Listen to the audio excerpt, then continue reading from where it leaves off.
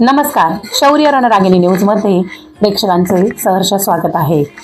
जसे की प्रेक्षकांना माहीत आहे, आपल्याकडे नवदुर्गा पुरस्कार 2025ने आपण अशा कर्तृत्ववान महिलांना सन्मानित करणार आहोत की ज्या एका विशिष्ट क्षेत्रामध्ये कार्यरत आहेत, यशस्वी भूमिका पार पाडत आहेत. आज आपल्यासोबत आहेत एक उत्तम गायिका सौ हेमलता वानखेडे. नमस्कार ताई. नमस्ते. नवरात्र उत्सव चालू आहे. सगळ्यात आधी तर तुम्हाला नवरात्र उत्सवाच्या खूप खूप शुभेच्छा. आपल्या प्रेक्षकांना एक ओळख करून द्यावी अशी मी तुम्हाला विनंती करते. मी सौ हेमलता उज्ज्वल वानखेडे, राहणार मेरी म्हसरूळ नाशिक, आणि नाशिकचा जन्म आणि नाशिकमध्येच आहे. बाकी लग्नाला माझ्या आता 28-29 वर्ष झालेत. आणि लग्नाच्या आधी माझं माहेर पण जे गेलं टाउनशिप, ओझर टाउनशिप, म्हणजे वडील एचएलला होते माझे. आणि आम्ही 4 बहिणी, 1 भाऊ, आई वडील, आमचं 7 जणांचा परिवार होता. आता सध्या माझे आई वडील नाही आहेत. बाकी आम्ही 4 बहिणी भाऊ, सगळ्यांचे लग्न झालेत. सगळे नाशिकमध्येच आहेत. आणि सासर माझं वानखेडे इकडे, माहेरी माझं दुसाने आडनाव आहे. मला एक मुलगा आहे, मुलगी आहे. आताच माझ्या मुलाचं लग्न झाले, नवीन 2 महिने झाले. म्हणजे सून आहे. असं आमचं छोटासा परिवार, सुखी परिवार, आनंदी परिवार. आणि एकदम म्हणजे हसत खेळत आयुष्य काढायला आवडतं मला. असं आयुष्य देवानी दिले. आयुष्यामध्ये ना रुसवे फुगवे, दुःख सुख सगळ्यांनाच लावलेलं राहतं. पण मग आपण आपल्या आयुष्यात आपल्याला काय दुःख आहे, काय अडचणी, आपण काय भोगतोय, काय सहन करतोय, ते आपल्या वागण्यातून, बोलण्यातून, चेहऱ्यातून जर समोरच्यांना दाखवलं, माझं असं आहे, माझं तसे, मग समोरच्या व्यक्तीला ते आपल्याबद्दल ते बाकीचं काही वाटत नाही. पण त्यांच्या नजरेमध्ये आपली ती एक प्रतिमा तयार होते. आपण जसं दाखवू तसं त्यांच्या डोळ्यामध्ये, त्या नजरेमध्ये आपली ती प्रतिमा तयार होते. आणि एक वेळ असंच आहे, असंच काहीतरी तसं नका. प्रत्येकाला सुख दुःख आहे. पण समोरच्याला तेव्हा तुम्ही 4 भिंतीच्या बाहेर पडाल तेव्हा असं दाखव की तुम्ही खूप आनंदी आहे, खूप आनंदी आहे, खूप हसत खेळत राहत. सतत आनंदी असणं हे आपल्या वयावर, आपल्या याच्यावर किती डिपेंड करतं, उत्तम आरोग्यावर किती डिपेंड करतं, हे ताईंना सांगायचं आहे. आपलं लहानपण कसं गेलं, त्याच्यामधील ज्या आठवणी आहेत त्या आमच्या प्रेक्षकांसोबत तुम्ही शेअर कराव्यात. आमचं लहानपण म्हणजे टाउनशिपला, म्हणजे ते टाउनशिप म्हणजे एक वसाहतच अशी होती ना की म्हणजे आता आठवलं तरी डोळ्यात पाणी येतं. खूप छान होतं. म्हणजे ते दिवस नाही विसरू शकत. एक म्हणजे माझे वडील एचएलला जॉबला होते. आणि ते जे बिल्डिंग वगैरे सगळ्या एचएलच्या बिल्डिंग त्यांना वेगळे असे, म्हणजे टाईप 2A, टाईप 2 असे नावं पण एकदम छान होते त्यांना. घरं पण एकदम सुंदर. प्रत्येकाच्या घराबाहेर गार्डन, बगीचे, झाडं बिडं, सकाळ संध्याकाळ दुपार प्रत्येक वेळची एक वेगळी विशेष कहाणी राहायची. सगळी त्यांची सांगायची. शाळेतून यायची वेळ, एचएलमधनं लोक सुटले ती यायची वेळ, सगळी एक वेगळी ठरलेली राहायची सगळ्या गोष्टीची. गणेशोत्सव वगैरे सगळं आम्ही जिथे राहायचो ना, म्हणजे आई वडील वगैरे आम्ही सगळं राहायचो, तिथेच मोठं पटांगण होतं, गार्डन होतं, गार्डनची जागा, तिथेच सगळं गणपती वगैरे आमच्याच घराच्या बागेत राहायचं. खूप एक आवरच होती, ती दुनियाच एकदम वेगळी होती. छान होतं एकदम. तेव्हाचे दिवस एकदम छान. आणि आम्ही 4 बहिणी, 1 भाऊ, आणि एकमेकांमध्ये म्हणजे इतका जीव सगळ्यांचा. असं म्हणजे असं कोणी बाहेरच्या बाहेर कोणी बोललं जरी नसेल डोळ्यासमोर आपलं भाऊ बहीण, तरी आपलं लागून लगेच पटकन, म्हणजे ते असतं प्रत्येकाचं हे असतं ते एकमेकांशी. आणि खूप छान गेलं. म्हणजे एक काळ असतो, त्या काळामध्ये जगणं आणि जगत राहणं तोच एक आनंदाचा भाग असतो जो आपल्या जीवनावरती खूप सकारात्मक बदल घडवून आणतो. 10वी नंतर मला DED करायचं होतं. 10वी नंतर, पण तेव्हा नाही लक लागलं माझं.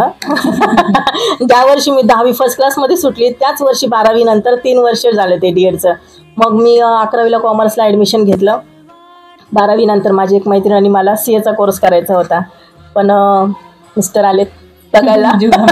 पहिलं स्थळ आलं, पहिलं जमलं. मग मला ना गाण्यांची पहिल्यापासून आवड आहे. पहिल्यापासून मला हे TVचे सिरियल, पिक्चर वगैरे ह्या कंप्याच्यामध्ये कामं लावले का मी गाणे ऐकत बसणार. आणि गाण्यांमध्ये म्हणजे आता काहीतरी करायचं होतंच. आता मला चान्स मिळतोय. म्हणजे मग तुम्ही गायिका क्षेत्रामध्ये कोणत्या वर्षापासून सहभाग घेतलात? मी पहिल्यांदा स्टेजवर परफॉर्म करायची हिंमत केली. माझ्या मिस्टरांच्या कंपनीमध्ये दरवर्षी 1 मेला गेट टुगेदर होतं.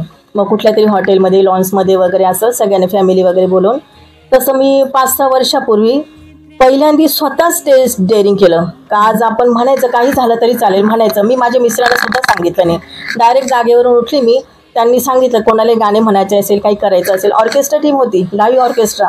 आणि मी गेले. मग आपलं ते मेरा कर्मा तू मेरा धर्मा तू, त्याच्यामध्ये गायक, गायिका आणि कोरस तिघांचं मी म्हटली पूर्ण गाणं. स्टेज तर चढली खरी मी, बसलेल्या लोकांमध्येच मी गाणं ऐकत ऐकत ऐकत घरी माझं गुणगुणं चालूच राहतं, त्याच्यामुळे मला ती प्रॅक्टिस होती. चढली तर खरी स्टेजवर, पण थोडी धडधड व्हायला लागली, कारण तो फर्स्ट टाइम होता स्टेजवर चढायचा माझा. कुठल्या प्रकारची गाणी तुम्हाला आवडतात, कुठल्या प्रकारचं संगीत तुम्हाला आवडतं, म्हणजे ह्या गाण्यांवर मी गायला हवंय किंवा मला ह्या गाण्यांवरती जास्त अभ्यास करायला आवडेल असं वाटतं? मी स्वतः कराओके सिंगर आहे आणि मला आहे ना असं देवांची गाणी, आपलं लता मंगेशकरांची त्यांची गाणी ते खूप आवडतात. आणि देवांची गाणी, आपली देशभक्ती गीतं ते जास्त आवडतात मला.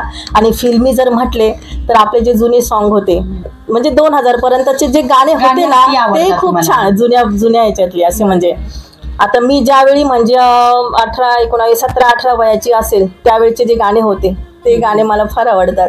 सराव कसा करतात? सराव मी घरी प्रॅक्टिस करते. आमचं रिलायन्स स्टॉपला आमचं एक कराओके क्लब व्हायला म्हटलं, आपल्याला स्टेजची गरज आहे, तर मग तिथे पण मग तिथंच मी जायची, SD कराओके म्हणून आहे. बरोबर. तर मग तिथे मी जायची, पण मग त्या ताई म्हणायचे की तुला ते शिकायची गरज पण नाही काहीच, एवढी सुंदर म्हणते, तुझा आवाज पण एवढा, पण काही बारीक सारीक गोष्टी असतात की आपल्याला त्यांच्याकडनं शिकायला मिळतात. म्हणजे आपण एक म्हणतो ना की एक थोडंसं कुठंतरी किंतु परंतु असतं, ते तुम्हाला त्यांनी तिथे दाखवलं आणि त्यावरती तुम्ही तो एक चेंजेस केला. आपल्याला असं वाटतं आपल्याला सगळं येते, पण तसं नसतं, थोड्याफार काहीतरी बारीक गोष्टी असतात जे आपल्याला आपल्या गुरूंकडनं त्यांच्याकडनं शिकायला मिळतात थोडेफार. आणि हे जे वर्ल्ड रेकॉर्डचे कार्यक्रम झालेत माझे, ते मी तिथे क्लबला जेव्हा जॉईन झाली तेव्हाच मला ते अनघा धोडपकर ताईंचं जे होतं ते शैलाताईंकडे आलेलं होतं त्यांच्या क्लबला, का बघ कोणाला घ्यायचं असेल भाग तर घ्या. मग त्यावेळी मी ते वर्ल्ड रेकॉर्डचं माझं ते शैला नेरकर SD कराओके होती, तेव्हा मला ते वर्ल्ड रेकॉर्डचा चान्स मिळालेला.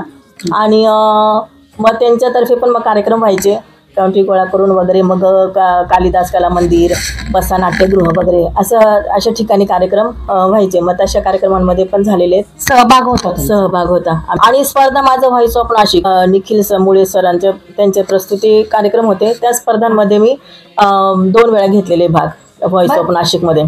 आणि आता मागेच गणपती फेस्टिवल होतं, अखिल भारतीय न्याय हक्क समिती त्यांच्यातर्फे गणपती फेस्टिवल होतं. आता त्यांचं आंबेडकर फेस्टिवल येतंय, त्यामध्ये शिवाजी महाराजांचे, जिजामातांचे, सगळ्यांचे आपण कोणाचेही गाणे म्हणू शकतो. तर त्यात त्यांनी माझं नाव आधीच घेतलं. बघा, म्हणजे ताई तुम्ही गायिका पण आहात आणि आम्हाला माहित आहे की तुम्हाला वेगवेगळ्या स्पर्धांमध्ये उतरायलाही खूप आवडतं. तर अशा काही पुरस्कार तुम्हाला नक्कीच, म्हणजे आमचे प्रेक्षकही बघतात ते बाकीच्या बाहेरच्या विंडोमध्ये बाजूच्या, की तुम्हाला किती सगळ्या पुरस्काराने सन्मानित केलंय. नक्कीच त्या स्पर्धांमध्ये तुमचा सहभाग होता, उत्कृष्ट सहभाग होता, हे त्यातनं प्रेक्षकांच्या लक्षात आलेलं आहे. तर आम्हाला तुमच्या तोंडून ऐकायचं आहे की तुमच्या पुरस्कारांची माहिती आम्हाला हवी, की कसे मिळालेत, कोणकोणत्या स्पर्धा होत्या, कशा पद्धतीने तुम्ही त्यांची अचिव्हमेंट मिळवलेली आहे. तर आता लग्न झाल्यानंतरचे पहिले पुरस्कार जर म्हटलं तर मी रांगोळी स्पर्धेत भाग घेतलेला होता. तेव्हा पाण्यावरची रांगोळी काढली होती, कृष्णाचं फेस होतं, आणि त्याच्यात माझा पहिला नंबर आला होता. ते माझं पहिलं बक्षीस लग्नानंतरचं. मी म्हटलं ना की जसं तुम्ही मगाशी म्हटलात की एक पहिली गोष्ट लक्षात राहते, तुमची पहिली अचिव्हमेंट तुमच्या लक्षात राहिलेली आहे. मला सीमाताई हिरे, जय श्री बालाजी चॅरिटेबल ट्रस्ट, त्यांच्या संस्थेतर्फे मी नथीचा नखरा, आपले वृक्षारोपण स्पर्धा वगैरे, ते आपले फोटो काढून पाठवायचे. त्या स्पर्धेमध्ये, गाण्यांच्या स्पर्धेमध्ये व्हॉइस ऑफ नाशिक निखिल मुळे प्रस्तुत सर, त्यांचे तिथे मला 2 वेळेस मेडल मिळालेले आहेत. मी 4थ्या स्टेपपर्यंत नाही गेली, पण 3ऱ्या स्टेपपर्यंत गेली, आणि 3ऱ्या स्टेपपर्यंत जे गेले त्यांना ते मेडल आणि सर्टिफिकेट मिळाले. पण मला तो आनंद आहे का बा 48 वय झाल्यानंतर मी 2 मेडल मिळवले. गोल्ड मेडल नसले तरी पण माझ्यासाठी ते सोन्यापेक्षा जास्त किमती आहेत. कारण 18 वर्षामध्ये एखादी गायिका मिळवते ते तुम्ही 48 वर्षात मिळवले. शाळेत असताना, कॉलेजला असताना नाही कधी, पण मला आत्ता तो चान्स मिळतोय, काहीतरी करून दाखवायचं जे होतं ते मला आत्ता चान्स मिळतो, त्याचा गर्व आहे मला. बरोबर आहे, आणि ते असायलाच पाहिजे. तेच ना. मग आणि मी एकदा ऑनलाईन विशेष अशा स्पर्धा झाल्या आणि त्यामध्ये तुम्हाला पुरस्कार मिळाला. मागच्या वर्षी नाशिक स्टार न्यूज चॅनलवाले आहेत, त्या विलास सूर्यवंशी सर, त्यांच्या तिथे पण नवरात्रमध्ये मनुमानसी संस्थेतर्फे, युनिटी फाउंडेशनतर्फे 2 वर्षापासून स्पर्धा असतात, 9 दिवस. मग तिथे मी, माझी मुलगी, दोन्ही जणी आम्ही सहभाग घेतो. माझी मुलगी रांगोळी स्पर्धेत पहिली येते, दुसरी येते. माझं गायनात भाग घेतला होता मी गायन स्पर्धेत, मग मी तिथे पहिली आली. भजन स्पर्धेत, गायन स्पर्धेत, असं मी आणि माझी मुलगी कधीच असं म्हणजे कुठेही गेलो ना तर आहेच आमचे नंबर. म्हणजे तुम्ही विचाराल जरी ना, कुठे भेटलं का, या कुठूनच रिकाम्या जात नाही. रिकाम्या वर्ल्ड रेकॉर्ड मध्ये पुरस्कार तुम्हाला मिळालेले आहेत, त्याबद्दल थोडं जाणून घ्यायचं. जसं की मी सांगितलं SD कराओकेतर्फे मला तो चान्स मिळाला त्या ग्रुपमध्ये जशी जॉईन झाले तसे. मग रसिक सूरच्या संचालिका आहे अनघाताई धोडपकर, त्यांनी हे वर्ल्ड रेकॉर्डचे त्यांच्यामुळे आम्हाला हे चान्स मिळाला. एक मॅजिक बुक ऑफ रेकॉर्ड आणि वंडर बुक ऑफ रेकॉर्ड दोन्ही याच्यामध्ये माझं नाव आहे. म्हणजे जेवढे गायकांनी पण गाणे म्हटलेत, पहिला जे वर्ल्ड रेकॉर्डचा कार्यक्रम होता तो 36 तास नॉनस्टॉप 36 तास, आणि जे दुसरा होता तो 40 तासचा होता. पहिल्या याच्यात 150 सिंगर होते, 36 तास आणि 40 तास असं. आणि त्याच्यात वर्ल्ड रेकॉर्ड म्हणजे शेवटच्या पूर्ण ते तास होईपर्यंत, आणि त्याचे आम्हाला तिथले ओरिजिनल सर्टिफिकेट आणि ट्रॉफीज मिळालेल्या आहेत. आणि जी दुसरी थीम होती आमची अंताक्षरी थीम होती जेव्हा 40 तासाचं होतं, आणि अंताक्षरी थीममध्ये 27 ग्रुप होते. 27 ग्रुपमध्ये 6 जणांचा एक ग्रुप होता, आणि प्रत्येक ग्रुपमधून लंडनची टीम प्रत्येक ग्रुपमधून एक बेस्ट परफॉर्मन्स काढणार होती गायक म्हणून. आमच्या ग्रुपमध्ये मला बेस्ट परफॉर्मन्स म्हणून ट्रॉफी मिळाली. खूपच छान, कॉंग्रॅच्युलेशन्स. म्हणजे अगदी वर्षी झाले राज्यस्तरीय नाही किंवा आपल्या राष्ट्रीय स्तरावर नाही तर अगदी जागतिक स्तरावरचे बक्षीस देखील तुमच्याकडे आहेत, पारितोषिक ताईंकडे आहेत. म्हणजे त्या एक उत्कृष्ट गायिका आहेत हा त्यांच्याकडे असणारा कागदोपत्री पुरावा. म्हणजे कसं म्हणूयात की एका विशिष्ट स्तरापर्यंत आल्याच्या नंतर जो यश कमवल्याचा आनंद असतो तो काही गगनात मावत नाही. म्हणजे आपल्याला काहीतरी मिळतंय त्या गोष्टीचा आनंद नसतो जास्त, आपण जिंकलोय, आपल्याला तिथे यश मिळाले, आपलं काहीतरी नाव आलं स्टेजवरती, तो आनंद जास्त असतो. आणि तो आनंद आपल्याला पुढच्या गोष्टींसाठी आणखी प्रेरणात्मक ठरतो. आणि एक आपण म्हणजे करून बसलेलो असतो सगळ्या गोष्टी, आणि मग ते सांगायला आता मी तुमच्या समोर बसली झाल्या त्या सगळ्या गोष्टी, आणि खूप अभिमान वाटतो का केलंय मी, आज मी तुमच्या समोर बसून ते सगळं माईकवर. कसं असतं की जेव्हा हे यश मिळवलेलं असतं ना तेव्हा आपण त्या क्षणामध्ये पुन्हा एकदा जगत असतो. बरोबर आहे ना. गोष्टींमुळे ना आयुष्य जगण्याची ओढ अजून लागते. बरोबर आहे.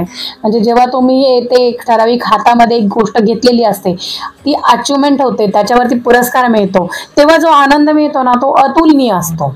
बरोबर. म्हणजे एक उत्तम गायिका आहात हे तर तुम्ही सिद्ध केलंय, पण आम्ही असं ऐकलंय की तुम्ही एक उत्तम अभिनेत्री देखील आहात. तर मग अभिनेत्री म्हणून काय अनुभव आहेत तुमचे? गाण्यांच्या माध्यमातून मी म्हणजे आता आपले आर्टिस्ट ग्रुप आहे त्या ग्रुपला जॉईन झाले. म्हणजे हे जे वर्ल्ड रेकॉर्डचं मी तुम्हाला सांगितलं त्याचंच ते अंताक्षरी थीमचा जे बक्षीस समारंभ होता त्या दिवशी मला फोन आलेला, पण मग नेमकं तेव्हा कार्यक्रमात असल्यामुळे मी ते उचलला नाही. मग रात्री घरी आल्यानंतर बघितलं तर मी अननोन नंबर म्हणून फोन केला त्यांना, तर त्यांनी असं सांगितलं की बा त्या तिथे सिरियलच्या तिथे सिंगरची रिक्वायरमेंट होती म्हणून तुम्हाला फोन केला. म्हटलं अरे बापरे, आपण मोठी गोष्ट मिस केली. मग त्या काय म्हणे मी तुम्हाला त्या ग्रुपला ॲड करते, मग तुम्ही तिथे बोलून घ्या म्हणे. मग ती रिक्वायरमेंट पूर्ण झालेली होती. मग तशा माध्यमातून जसे त्या प्रिया पाटोळे ताई आहेत तर त्यांनी जशा रिक्वायरमेंट टाकतात सिरियलच्या, आणि प्रत्येकाला, मलाच नाही प्रत्येकालाच कोणत्याही कामाची सुरुवात देवापासून करायला आवडते. आणि पहिलाच शूटिंगचा सीन मिळाला आम्हाला. मी आणि माझ्या मिस्टरांचे मला भरपूर प्रोत्साहन राहतं. पहिलाच शूटिंगचा सीन आमचा इंद्रायणी सिरियलमध्ये कलर्स मराठीवरती, तिथं गेलो होतो मग आम्ही दोघं पण. मग तिथून पुढे मग एकदा गोपाळ डॉक्टर आहेत त्यांच्या दवाखान्यामध्ये एका लहान मुलीच्या आईचा रोल केलेला आहे. आता मागे इंद्रायणीमध्ये म्हणजे आहेत छोटे मोठे रोल केलेले आहेत, काही अशी कीर्तनामध्ये, काही अशी ताईंनी सांगितलं असं करायचंय तुला, मग ते केलेले आहेत. असं म्हणजे कलर्स मराठीवरच्या सिरियल्स मध्ये बऱ्यापैकी तुमचा सहभाग असतो. इंद्रायणी आणि आता तुझ्यासाठी तुझ्या संघ लय आवडतेस तुम्हाला त्याच्यामध्ये पण केलेलं आहे. सावली होईन सुखाची त्याच्यामध्ये 1-2 वेळा गेलेले आहे. खूप छान तुमचं असं एक रुटीन म्हणूयात किंवा तुमच्या जीवनाचा भाग म्हणूयात की म्हणजे एक गृहिणी असते, ती तिचं घर सांभाळते, पण त्यानंतर तिला कुठेतरी वाटतं की मी एक चांगलं काहीतरी क्षेत्र निवडून आणि त्याच्यामध्ये करिअर करू शकते. ती करिअर ती पूर्ण करते, त्याच्यामध्ये यश मिळवते आणि एका चांगल्या स्टेजला ती स्थिर होते. ह्याचं एक उत्तम उदाहरण म्हणजे आपल्या हेमलताताई. खरंच तुमच्याकडनं काहीतरी घ्यावं असं तुमच्यामध्ये खरंच एक ऊर्जा आहे. आणि हा जो आपला खास मुलाखतीचा भाग जे आपले प्रेक्षक बघतायत त्या प्रेक्षकांमधील महिलांना नक्कीच तुमच्याकडनं ऊर्जा मिळणार आहे. त्यातील महिला हा विचार करतील कारण ही महिला जरी काही करू शकते, गृहिणी म्हणून जगते आहे, त्याच्यानंतर ती एक करिअर करते आहे, त्याच्यानंतर पुढे जाऊन ती तिच्या आवडीनिवडी जगते आहे, तर मी का करू शकत नाही. मी तेच सांगू इच्छिते. आता नवरात्र चालू आहे तर मग मी महिलांना तेच सांगू इच्छिते की सोडून द्या सगळं, म्हणजे माझं असं का बरं, मला माझ्या आयुष्यात का बरं असं नका हे विचार करून. प्रत्येकाला सुख दुःखला, राजा सुद्धा सुखी नाही, भिकारी सुद्धा सुखी नाही. भिकाऱ्याला सुद्धा दुःख आहे आणि राजाला सुद्धा आखी प्रजा सांभाळावी लागते, त्याला सुद्धा दुःख आहे, त्याच्याकडे एवढा पैसा असून सुद्धा. तुम्ही पण आपल्या आयुष्यातले सुखदुःख सोडून द्या आणि फक्त हा विचार करा की सगळं केलंय मी, सगळं करते मी, पण माझ्यासाठी कधी जगत नाही. स्वतःसाठी पण जगा, स्वतःला लहान लहान वयात ठेवून जगा. मी माझं आता वय एवढं झालं आणि माझं जगायचंच राहिलं असं विचार नका करून. नवरात्री दरम्यानचा एका शारदेकडून दुसऱ्या शारदेला असणारा एक छान असा संदेश म्हणू शकतो आपण. बहुमोलाचा छान असा संदेश तुम्ही तुमच्या या बोलण्यातनं दिलेला आहे. खरंच खूप छान व्यक्तिमत्व आहे ताई तुमचं. नवरात्र आहे, घट बसलेले आहेत, आपल्या घरात देवीचा वास आहे. मला संसार करायला पण खूप आवडतं, घरदार सजवायला, सगळं झाडांची आवड. आणि मला तुम्ही संधी दिली.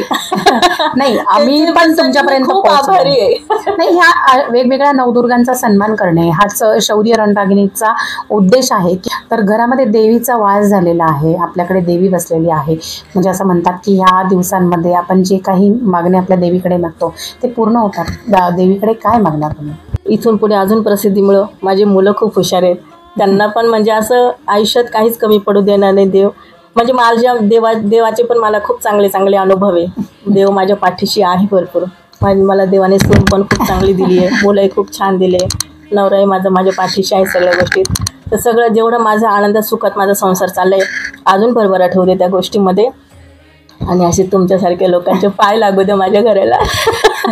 आम्ही उलट नशिबान आहोत की तुम्ही इतक्या छान आणि कर्तृत्ववान महिलांच्या आम्ही संपर्कात आहोत.